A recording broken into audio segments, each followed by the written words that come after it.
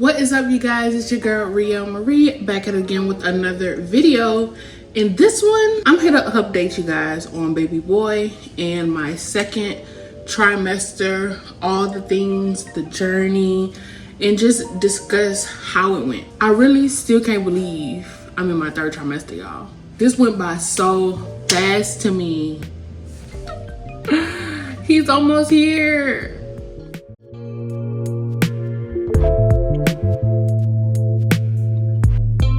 So I have my notes right here just so I don't lose track, because y'all know how I do. I get to rambling and everything be all over the place, and editing be terrible for me. First things first, when they say that your second trimester is bliss,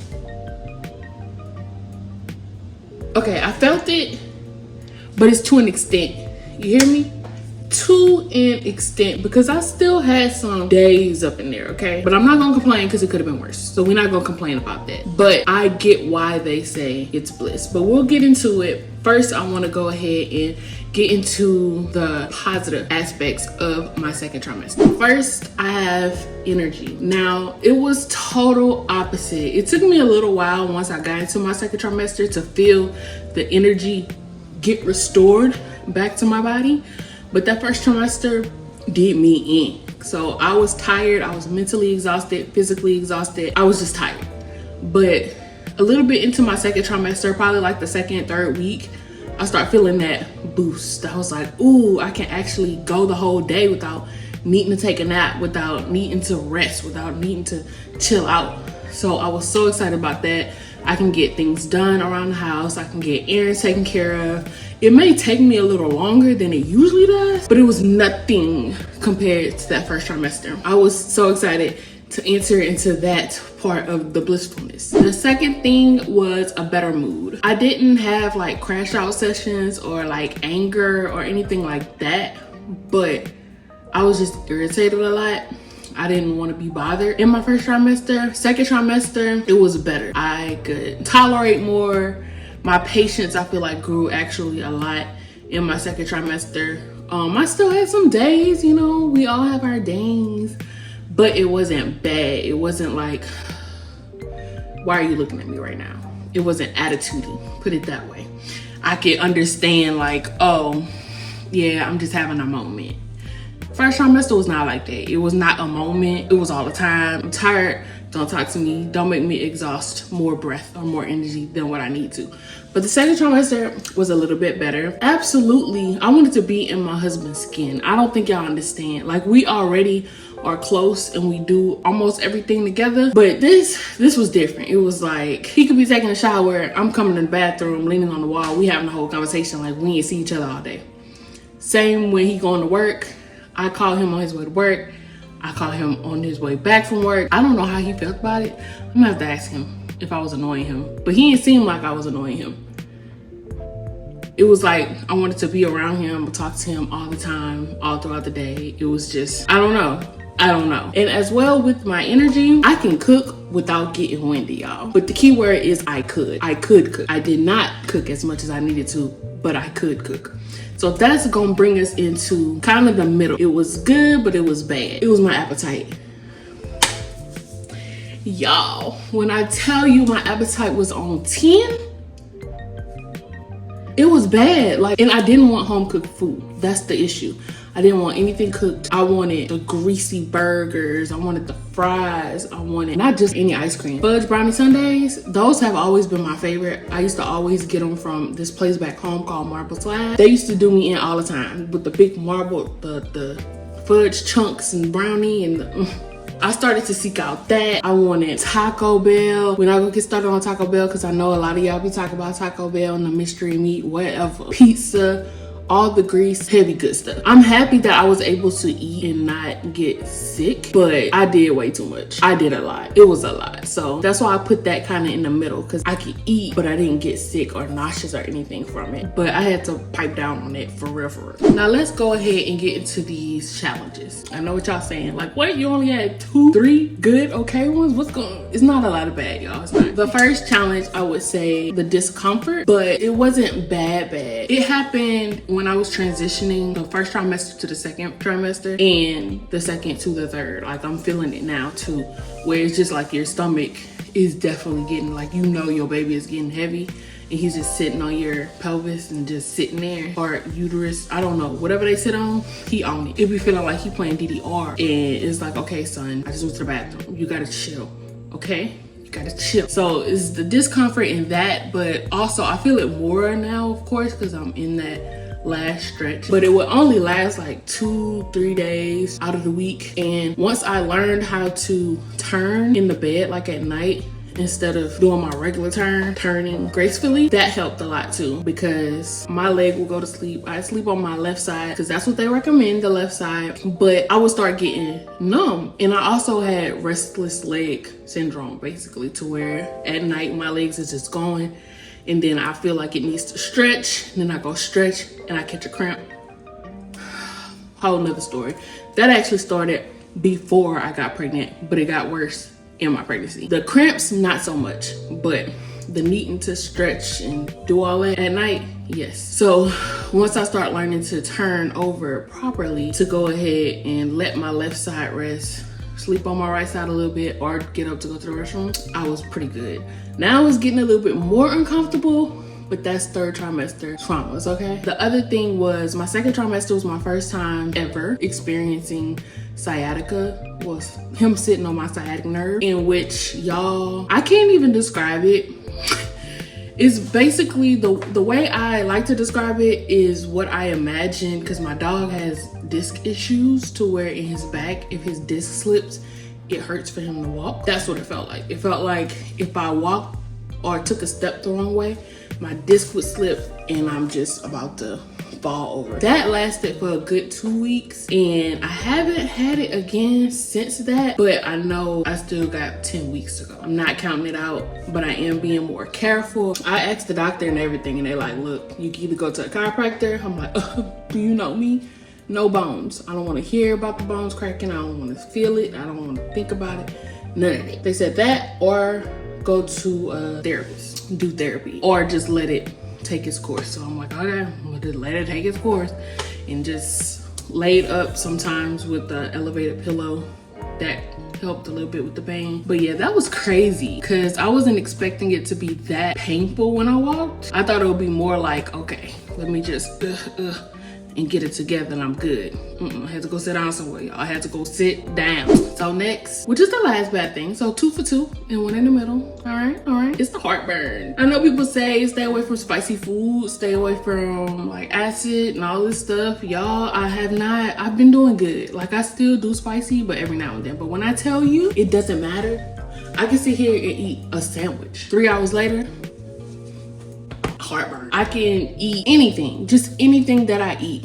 After a while, I get heartburn. But what makes it worse is that I will eat at a reasonable time, 6:30, 7 o'clock, go to bed at 9. That seems reasonable, right? 2 hours. Fall asleep maybe at 10:30, 11. Wake up at 2:30 in the morning with heartburn. Somebody explain, how does that work? How does it work? It's getting worse now, my third trimester too, which I'm right at the brink. Like, hopping from second to third in this bed. Like, I'm sitting here now. Before I started this video, I felt like something was coming on. I'm like, oh my goodness.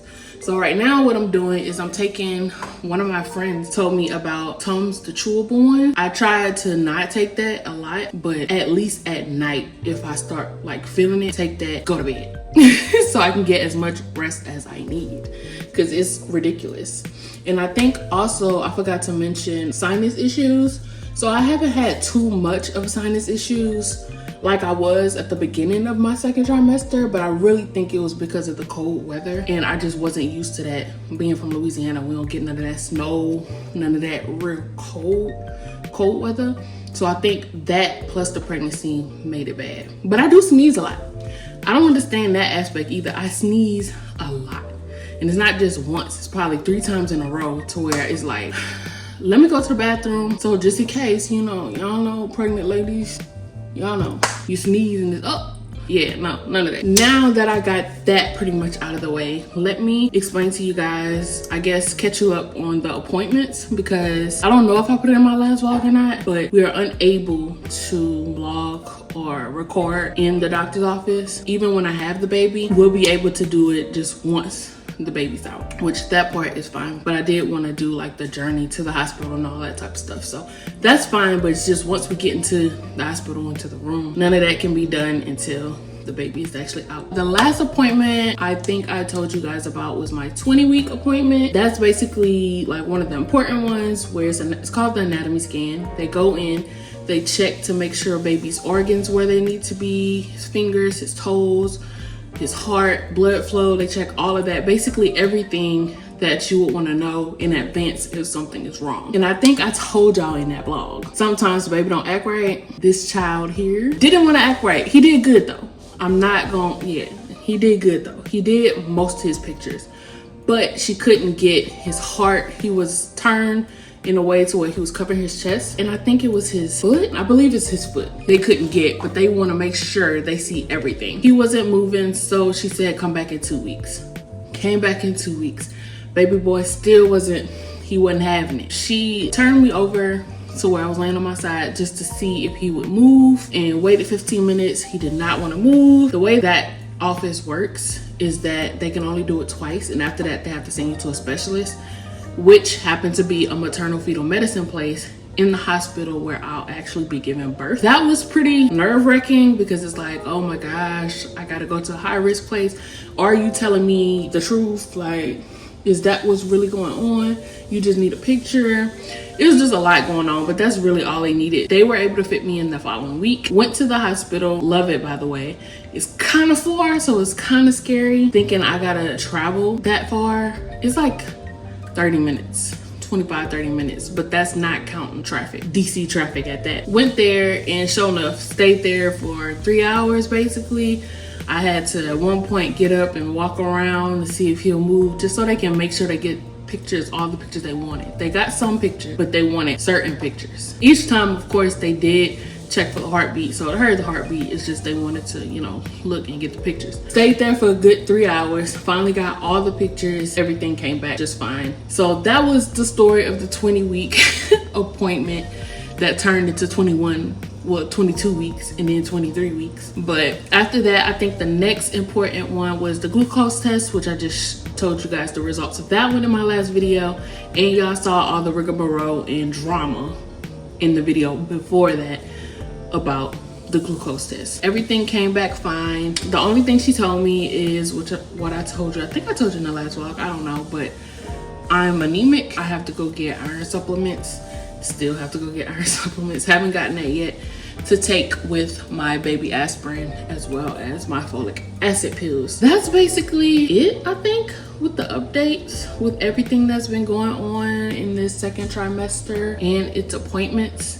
Now, I do go back this week for my 30-week exam, growth scan. They just want to check, make sure he's growing at the size or the rate that he should be, or if he's bigger. Right now we still with the date in July, so this appointment is going to confirm if he's going to be bigger or smaller. But I've heard when they measured my belly that I was a little bigger. Not the last appointment, but the last. This time we'll actually get to see it. Haven't seen him in a while, so I'm kind of excited for that. I'm only getting 2 more scans, which is the one coming up, and then the next one when I come back from being home from Louisiana, a little ways from now, because I think I come back at 32 weeks and it'll be 36 weeks when I go. I think it's 36 weeks, I don't know, but I'll schedule that when I go to my appointment Wednesday. That's the update of me and baby boy's journey right now, second trimester. Now we are on the home stretch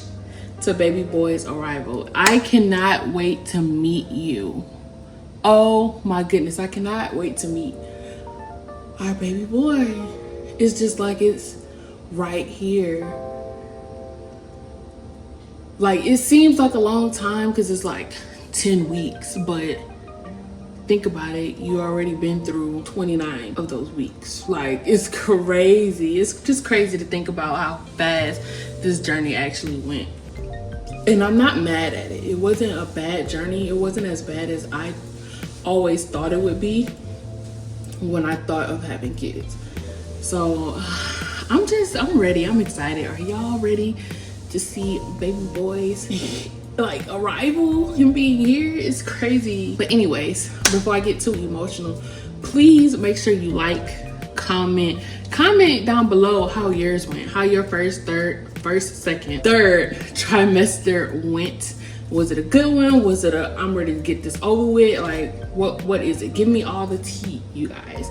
And also give me tea on like what's best or what you found helped you out in your third trimester just to get ready for labor, delivery, and also baby boy's arrival, like, or baby girl's arrival, baby's arrival. So just let me know. I can take all the tea, all the advice, like y'all can put it down below. Let me know.